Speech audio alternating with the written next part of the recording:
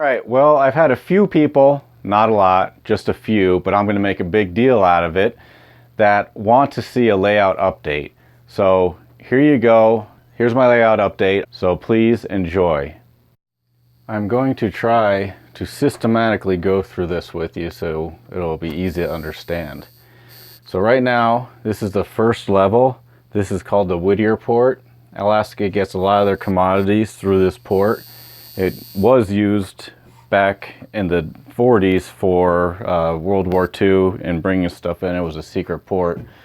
But now it's open, and so this will be the arrival and departure track, or the arriving track, and then this will be the departing track. So they'll leave all their fulls or empties here, and then this will go out onto the main track. This right here will be where I'm gonna have kind of a port right here, and then it'll come out over here, and this will be like a ferry type scene. So all the commodities will come in that way. They'll get sorted here and then sent out into the main track. This is the other side of the Whittier port. There is a tunnel that goes through the actual Whittier port. It's about 2 miles long to the main line. So this right here will be a tunnel portal. This is prototypical. It shows the block detection, if there's a train inside the tunnel or not. It's green now, so there's no trains in the tunnel.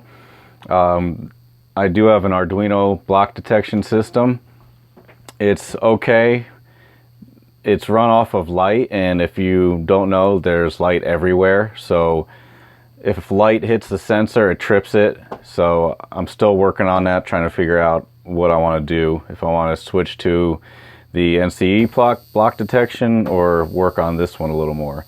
The bottom one is a derailleur light for the prototype, but for this one, it shows which way the switch is thrown. So red is this line right here, and green is this line. So they'll come in on the green line and they'll go out on the red line. This right here is coming out of the tunnel. So there'll be a tunnel portal way down there. You probably won't even see it. And right here is the Arduino block detector. See if we can get the trip. Now I went to yellow.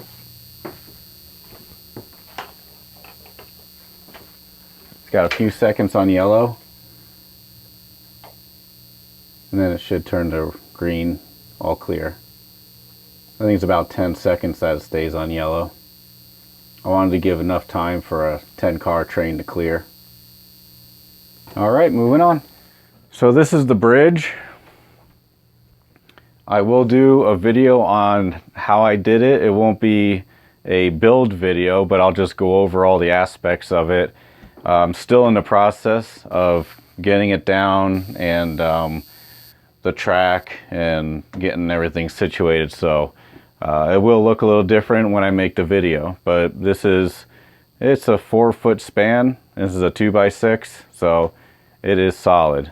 This area from all the way up here to all the way down here is my yard. So it's about, I'd say, 4 foot long, 5 feet long, and there'll be a small industry over here. And then I'll turn you around. This right here will be the engine house and another track for additional engines. Right here is the Whittier yard. This right here will be the yard for my layout. So I'm calling this the first level and then the second level. Something I want to show you right here is I'm using HO scale roadbed for my main line and code 100 track. For my yard and all my industries, I'm using N scale and code 83 track. So you'll be able to see a difference in each one. And I wanted my industries to be lower than my main track. So it's just an extra little tip that I do on my layout. So right here, I did mention that I use Arduino. So this is a speedometer that tells me how fast trains are going through the tunnel.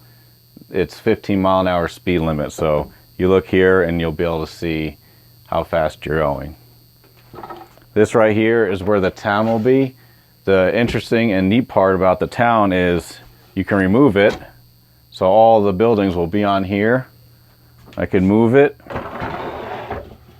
and now this opens up. I can reach in and get to my trains in the tunnel, and it has all my Arduinos right here. It has the speedometer, the block signals, and all the wires for it. So there you go.